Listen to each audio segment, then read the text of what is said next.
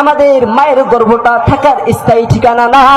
যখন দুনিয়াতে পাঠানোর সময় হয়ে যায়, আল্লাহ তাআলা রব্বুল আলামিন আরেকটা ডাক দিয়ে জানায় দেয়, ও বান্দা, তুমি মনে করেছো এই মায়ের গর্ভটাই তোমার থাকার স্থায়ী ঠিকানা? আল্লাহ বলেন, না রে বান্দা, না, এই মায়ের গর্ভটাও তোমার জন্য থাকার স্থায়ী ঠিকানা না। আল্লাহ তাআলা রব্বুল আলামিন আবার একটা ধাক্কা দিয়া, বা বলা যায় লাথি দিয়া পাঠায়া দেয় এই দুনিয়ার জমিনে। তো এই দুনিয়ার জমিনে আল্লাহ তাআলা রব্বুল আলামিন আমাদেরকে প্রথম অবস্থায় পাঠিয়েছেন।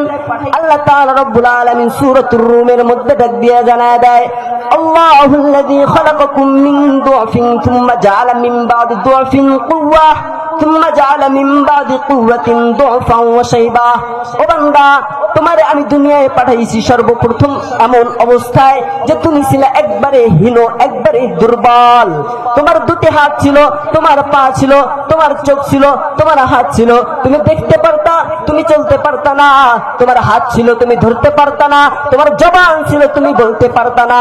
আমি রব তোমাকে এই দুর্বলতা কাটিয়ে একটা যৌবন দিয়েছি, একটা শক্তি সামর্থ্যওয়ালা মানুষ বানায়া দিছি। তুমি যৌবন পেয়েছো, মানুষ হয়েছো, শক্তিশালী হয়েছো, কিন্তু আমি রব্বে কারীমকে যৌবন পাওয়ার পর ভুলে গেছো। ও বান্দা, তোমার যে দুর্বল থেকে আমি শক্তি সামর্থ্য দিয়েছি, আমি ওই রব আবার একদিন এই তোমার শক্তি সামর্থ্য কেড়ে নিয়ে এমন দুর্বল করে দিব, এমন দুর্বল করে দিব যে তুমি হয়ে যাবা একবারে বয়োবৃদ্ধ। তো তখন যখন তুমি দুনিয়াতে আসছো, তোমার একটা পরিচয় ছিল, তোমার একটা নামকরণ করা হয়েছিল যে তোমার নাম আব্দুর রহমান, অথবা তোমার নাম আব্দুর রহিম, অথবা তোমার নাম আব্দুল জব্বার। তোমার একটা পরিচিতি ছিল তোমার নাম দিয়ে। এরপরে তুমি যৌবন পেয়েছো, যুবক হয়েছো, বিবাহ শাদী করেছো, তখন তোমার সন্তানাদি হয়েছে। সন্তানাদির কাছে তোমার আরেকটা পরিচয় হয়েছে বাবা। আবার তোমার সন্তানাদির আবার সন্তান হয়েছে, তোমার নাতি নাত্তর হয়েছে, তখন তোমার আরেকটা পরিচয় হয়েছিল দাদা বা নানা। কিন্তু যখন তোমার মৃত্যুর সময়টা ঘনিয়ে আসবে, তোমাকে বয়োবৃদ্ধ করে দিব, তুমি তোমার মৃত্যুর ডাক চলে আসবে, আজরাইল আলাইহিস সালাতু ওয়াস সালাম এসে তোমার জানটা কবজ করবে। আল্লাহ তাআলা রব্বুল আলামিন বলে, ও বান্দা, তোমার তো একটা পরিচয় ছিল, তোমার নাম আব্দুর রহমান, আর একটা পরিচয় ছিল তুমি বাবা, আর একটা পরিচয় ছিল তুমি দাদা বা নানা। কিন্তু এমন একটা সময় আসবে যেদিন তোমার কোনো পরিচয় থাকবে না, সেদিন একটা পরিচয় থাকবে, সবার কাছে একটা পরিচয় থাকবে। সেদিন তোমার নামটা হবে শুধু লাশ আর লাশ। কাউকে যদি জিজ্ঞাসা করে তুমি কোথায় গিয়েছিলা, বলবে লাশ দেখতে গিয়েছিলাম। তুমি কোথায় গিয়েছিলা? অমুকের লাশ দেখতে গিয়েছিলাম। কেউ আর তোমাকে নাম ধরে ডাকবে না, কেউ আর বাবা বলে ডাকবে না, কেউ আর দাদা বা নানা বলে ডাকবে না, সবাই শুধু ডাকবে লাশ আর লাশ। বলবে মরার বাড়িতে গিয়েছিলাম, নাম ধরে ডাকবে না। তো আমরা দুনিয়াতে আসার পরও আল্লাহ তাআলা রব্বুল আলামিনকে ভুলে গেছি। তো আল্লাহ তাআলা রব্বুল আলামিনকে ভুলে গিয়ে আমরা দুনিয়া গোছানোর চেষ্টায় লেগে গেছি। কিন্তু আল্লাহ তাআলা রব্বুল আলামিন দুনিয়াতে পাঠাইছে হলো আখিরাত গোছানোর জন্য। তো আমরা এখানেও এসে আল্লাহ তাআলাকে ভুলে গেছি। ভুলে গিয়ে আমরা মনে করেছি যে এই দুনিয়াটাই বুঝি আমাদের স্থায়ী ঠিকানা। কিন্তু এভাবে আল্লাহ তাআলা দুর্বলের তরফ শক্তি সামর্থ্য দিবে, আবার দুর্বল করে দিবে, মৃত্যুর ডাক দিয়ে দিবে। আপনি যাকে আপন ভেবেছেন, এই দুনিয়াকে আপন ভেবেছেন, সন্তানাদিকে আপন ভেবেছেন, পরিবার পরিজনকে আপন ভেবেছেন, এই আপন মানুষগুলো একদিন আপনাকে ভুলে যাবে, আপনার পর হয়ে যাবে যেদিন আপনার মৃত্যুর ডাক আসবে। কেমন? আপনি যাদের জন্য, সন্তানাদের জন্য এত কষ্ট করে এই দুনিয়া গড়েছেন, বড় বড় বিল্ডিং গড়েছেন, গাড়ি বাড়ি করেছেন, এই যেদিন আপনার মৃত্যুর ডাক চলে আসবে, যেদিন আপনি মারা যাবেন, সেদিন কোন আপনার সন্তানও বলবে না যে এটা আমার বাবা এত টাকা খরচ করে এই বাড়িটা গড়েছে, দাও আমার বাবাকে দাও, আমি আমার বাবাকে আমার ঘরের মধ্যে রেখে দিব। বলবে বলবে না আপনার জীবন সঙ্গিনী, আপনার প্রিয়জন, আপনার আপনজন কেউ বলবে না লোকটা এত টাকা খরচ করে, এত কষ্ট করে, এত মেহনত করে এই বাড়ি ঘর করেছে, দাও আমাদেরকে দাও, আমরা আমার এই লোকটাকে আমাদের ঘরের মধ্যে রেখে দিব। কেউ বলবে না। সবাই সেদিন পর হয়ে যাবে, তখন বলবে তোমার আপনার আপনজন, আপনার সন্তান, আপনার স্ত্রী, আপনার নাতি নাত্তুর সবাই বলবে এই লোকটা শীতের মধ্যে পড়ে আছে, মারা গেছে, তোমরা কে কোথায়, আসো লোকটাকে তাড়াতাড়ি গোসল দাও, লোকটাকে তাড়াতাড়ি জানাজা করে ওই অন্ধকার কবরের মধ্যে রেখে আসো। কেউ বলবে না এই ঘরের মধ্যে রেখে দাও, আপনার কত আপনজন ছিল, কত প্রিয়জন ছিল, এই প্রিয়জনের মহাব্বতে আপনি আল্লাহ পাক রব্বুল আলামিনকে ভুলে গিয়েছেন। রাসূলের হাদিস, হুব্বুকা শাইআ ইউআমি ওয়া ইউসিম্মু, কোন জিনিসের প্রতি ভালোবাসা তোমাকে অন্ধ ও বধির করে দিবে। তুমি যে আল্লাহর সৃষ্টি, আল্লাহ যে তোমাকে দুনিয়াতে আমল করার জন্য পাঠিয়েছে, আখিরাত গুছানোর জন্য পাঠিয়েছে, এটা ভুলে গেছিলা। তোমার ভালোবাসা ছিল তোমার সন্তানের প্রতি, তোমার সন্তান সন্ততির প্রতি, তোমার স্ত্রী সন্তানের প্রতি, তোমার নাতি নাত্তরের প্রতি, কিন্তু এই ভালোবাসা তোমার কোনো কাজে আসবে না, কাজে আসবে না। যেদিন তোমার মৃত্যুর ডাক চলে আসবে সেদিন তোমার সবই পর হয়ে যাবে। তো আমরা দুনিয়াতে আসি, দুনিয়া গোছাই, আখিরাত গোছানোর চেষ্টা করি না। আল্লাহ পাক রব্বুল আলামিন আবার একটা ডাক দিবে, ও বান্দা তোমারে আমি দুনিয়ায় পাঠাইছি, তুমি মনে করেছো এই দুনিয়াটাই বুঝি তোমার থাকার স্থায়ী ঠিকানা? আল্লাহ বলবেন না রে বান্দা, না, এই দুনিয়াটাও তোমার জন্য থাকার স্থায়ী ঠিকানা না। আল্লাহ তাআলা রব্বুল আলামিন আরেকটা ধাক্কা দিয়া বা বলা যায় লাথি দিয়া পাঠিয়ে দিবে ওই অন্ধকার কবরে।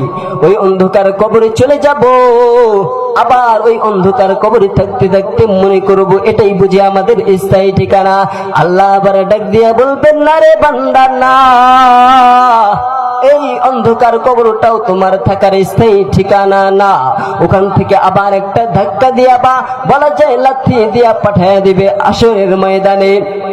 হাসরের ময়দানে যাওয়ার পর ফয়সালা হবে আপনার স্থায়ী ঠিকানা কোনটা, আসলে জান্নাত নাকি জাহান্নাম।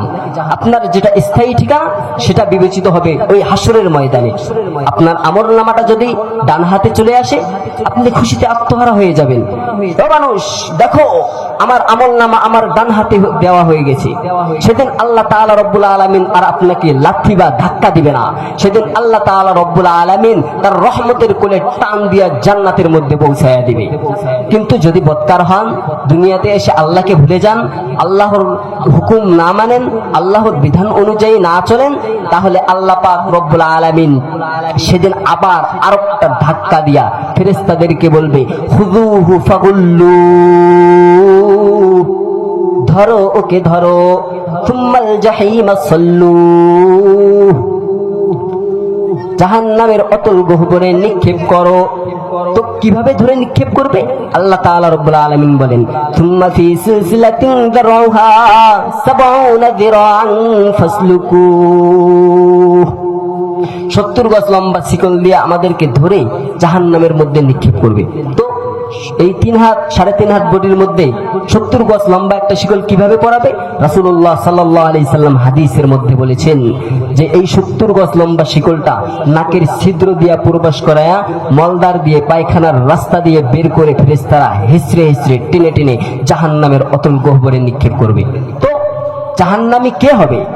সেদিন জাহান্নামীর পরিচয় কি?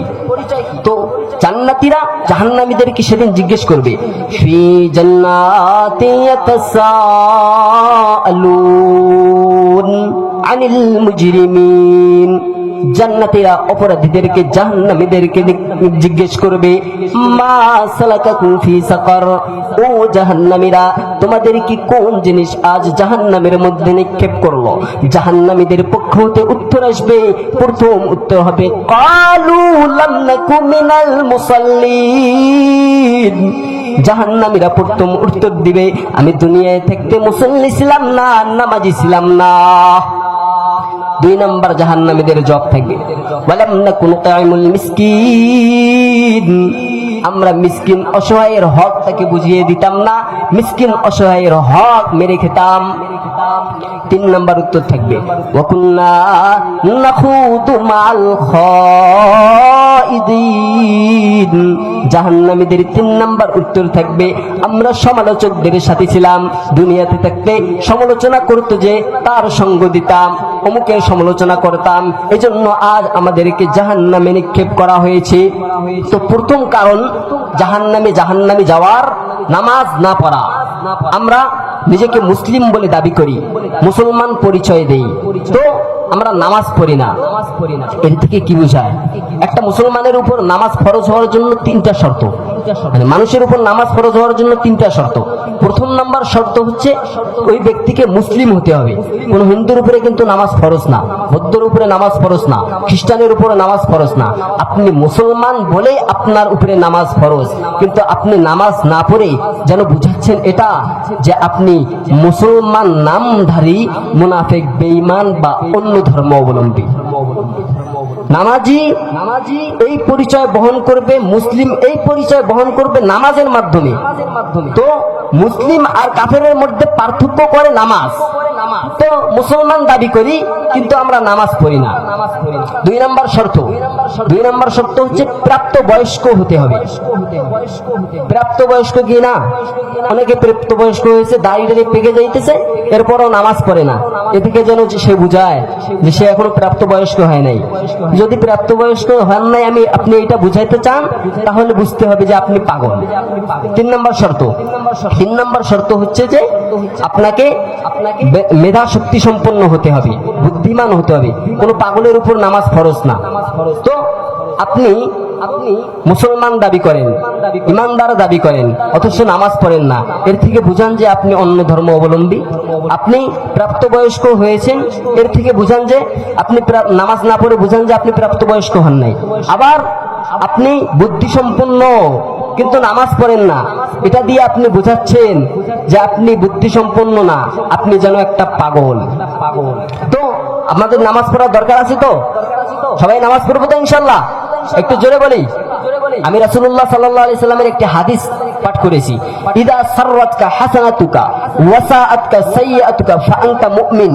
যখন তোমার ভালো কাজ তোমাকে আনন্দিত করবে আর তোমার খারাপ কাজ তোমাকে ব্যথিত করে তুলবে, কষ্ট দিবে, তখন তুমি মনে করবা তুমি প্রকৃত মুমিন হয়েছো। তো আমরা আজ ভালো কাজে সহযোগিতা করি না, খারাপ কাজের মধ্যে সহযোগিতা। মাহফিলের মধ্যে আমাদের সমর্থন খুবই কম। পারলে কোরআন হাদিস যারা বলে, যারা প্রচার করে, তাদের বিরুদ্ধাচরণ করি, তাদের বিরোধিতা করি। আবার পারলে ক্ষমতার জোরে বলি যে আমরা শরিয়া আইন মানি না। তো যে শরিয়া আইন মানে না, কোন মুসলমান তার পক্ষ নিতে পারে না। আল্লাহ তাআলা রব্বুল আলামিন সূরাতুল মুজাদালার মধ্যে ডাক দিয়া বলেছেন, লা তাজিদু কওমান ইউমিনুনা বিল্লাহি ওয়াল ইয়াউমিল আখির ইউআদুনা মান হাদাল্লাহ ওয়া রাসূলুহু ওয়ালাউ কানু আবাআহুম আও আবনাআহুম আও ইখওয়ানাহুম আও আশিরাতাহুম। আল্লাহ তাআলা রব্বুল আলামিন বলে, যারা আখিরাতে বিশ্বাস করে, আল্লাহকে বিশ্বাস করে, তুমি তাদেরকে পাবা না যারা কোরআনের বিরুদ্ধাচরণ করে, রাসূলের বিরুদ্ধাচরণ করে, আল্লাহর বিরুদ্ধাচরণ করে, তাদের সাথে বন্ধুসুলভ আচরণ করতে পাবা না। কিন্তু আজ মুসলমান এত নির্লজ্জ হয়ে গেছে যে প্রকাশ্যে বলে আমি শরিয়া আইন বিশ্বাসী করি না, তবুও ওর সঙ্গ দেয়। ও মুসলমান, যারা শরিয়া আইন মানে না, এই বাংলার জমিনে ৯৮% মুসলমানের জমিনে থেকে বলে এই মুসলমানেরা কখনো এই কাফের মুশরিকের অনুগত্য করতে পারে না, মানতে পারে না। কথা বলেন ঠিক কিনা? বলেছে কি বলে নাই? বলছে যে শরিয়া আইন মানে না। তো যে শরিয়া আইন মানে না সে তো সর্বপ্রথম মুসলিম নয়, সে খারেজ হয়ে কাফের, বেঈমান, মুশরিক হয়ে গেছে। 2 নাম্বার, যে বলেছে শরিয়া আইন মানে না, তার বউ আর বউ নেই, বউ তালাক হয়ে গেছে। এরপরে যদি বউয়ের সাথে বউ সুলভ আচরণ করে তাহলে সে হচ্ছে জিনাকার। নারায়ে তাকবীর। শাহজামাল হুসাইন সিদ্দিকী সাহেবের আগমন, শাহজামাল হুসাইন সিদ্দিকী সাহেবের আগমন, শুভেচ্ছার স্বাগত মাহফিলের পক্ষ হতে গোলাপ শুভেচ্ছা। তো যে হাদিসটা পড়েছি, ভালো কাজে সমর্থন করা, শুধু ভালো কাজ এটা বলে না, এটা নয় যে আমি দাড়ি টুপি রাখলাম, সুন্দর পোশাক পরলাম, মসজিদে সবসময় স্বপ্নের কাতারে দাঁড়ালাম, এতেই ভালো কাজ কিন্তু সীমাবদ্ধ নয়। আপনার গুরুত্বপূর্ণ সমর্থনটা একজন ভালো ব্যক্তিকে দেওয়াও একটা ভালো কাজ। আপনি যদি খারাপ ব্যক্তিকে ভোট দিয়ে নির্বাচিত করেন আর এই ব্যক্তিটা এসে দুর্নীতি করে, চাঁদাবাজি করে, তাহলে আপনার সমর্থনটা হয়েছে খারাপ ব্যক্তির উপর। আর এই খারাপ ব্যক্তিকে সমর্থন করে নির্বাচন করার পর যদি আপনি আত্মতৃপ্তির ঢেউ তুলেন যে আপনি মুমিন, আপনি মুমিন, সারা জীবন মুমিন মুমিন বলে চিল্লাইলো, এটা লাভ হবে না। আপনি খারাপ ব্যক্তিকে সমর্থন করেছেন আর আত্মতৃপ্তির ঢেউ তুলেছেন, এর থেকে বুঝিয়েছেন যে আসলে আপনি মুমিন নয়। তাহলে খারাপ ব্যক্তিকে সমর্থন করা যাবে? যে ভালো ব্যক্তি তাকে সমর্থন করতে হবে, যে কোনো দলের হতে পারে, যেই ভালো তাকে সমর্থন করব, কিন্তু খারাপ ব্যক্তিকে সমর্থন করব না। তো কবি বলেছেন, রহম আওয়ারদান বরবদা সতমস্ত বরনে কা ওয়াফু করদন আয-যালিমা চুরাস বরদরবিশা। খারাপ লোকের উপর দয়া করা, ভালো লোকদের উপর জুলুম করার নামান্তর। আপনি খারাপ লোকটাকে যদি ভোট দিয়া নির্বাচিত করেন, এরা সংসদে যাবে, আপনার উপরে চাঁদাবাজি করবে, আপনার কাঁঠাল আপনার মাথার উপরে ভেঙে খাবে, আপনার বলার মতো কিছু থাকবে না। ছিল এতদিন 16 বছর আপনার কাঁঠাল আপনার মাথার উপর ভেঙে খেয়েছে, আপনার টাকা দিয়ে আপনার উপর জুলুম করেছে, এরপরও কিছু বলার ছিল না। সুতরাং এখন সুযোগ এসেছে এই সমস্ত দুর্নীতিবাজকে এদেশ থেকে খেদানোর সুযোগ। এখন ভালো লোকদেরকে সমর্থন করে এদেশ থেকে চাঁদাবাজ, দুর্নীতিবাজ, রংবাজদেরকে খেদাতে হবে। কথা বলেন ঠিক কিনা? ইসলাম প্রিয়, কোরআনওয়ালা, ধার্মিক লোকদেরকে নির্বাচিত করে সংসদ সদস্য বানাতে হবে, রাষ্ট্রীয় ক্ষমতায় বসাতে হবে। কথা বলেন ঠিক কিনা? তো আমরা কি মুমিন হতে চাই? যদি মুমিন হতে চাই তাহলে ভালো লোককে সমর্থন করতে হবে, ভালো কাজ করতে হবে। এই বলে আমার বক্তৃতা শেষ করছি।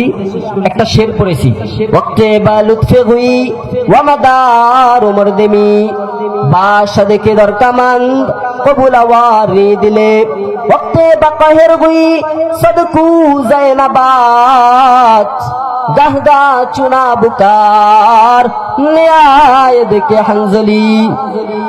কখনো নম্রতা, ভদ্রতা, উদারতার সাথে কথা বলো, কেননা হতে পারে কোনো প্রেমিক, কোনো মন আবদ্ধ হয়ে যাবে গ্রহণ করার চালে। আবার কখনো কঠোরতার সাথে কথা বলো, কেননা কখনো কখনো একটি তিক্ত ফল দ্বারা এমন কাম হয়, হাজারো মিশ্রি ফল দ্বারা তেমন কামটা হয় না। তো ওলামায়ে কেরাম কোনো সময় কঠোর ভাষায় বলে, আবার কোনো সময় নম্র ভাষায় বলে। যখন নম্র ভাষায় বলে, উদারতার সাথে বলে, যদি কাজ না হয় তখন কঠোর ভাষা অবলম্বন করে। এর থেকে আপনি ওলামায়ে কেরামের বিরোধিতা করলে কোনো কাম নাই, কারণ আপনাকে আগে শুতলায়া বুঝাইছে, কাজে আসে নাই, এজন্য পরে আপনাকে গরম দিছে। কথা বলেন ঠিক কিনা? এই বলে বক্তৃতা শেষ করছি। ওয়া আখিরি দাওয়ানা আনিল হামদুলিল্লাহি রাব্বিল আলামিন। আমার নাম মোহাম্মদ তাজিমুল ইসলাম, আমার বাবার নাম নজরুল ইসলাম, আউলিয়াহাট বাজার মসজিদের মুয়াজ্জিন। আর আমার চাচা বক্তা, উনি হচ্ছেন শাহজামাল হোসেন সিদ্দিকী, আমার আপন চাচা।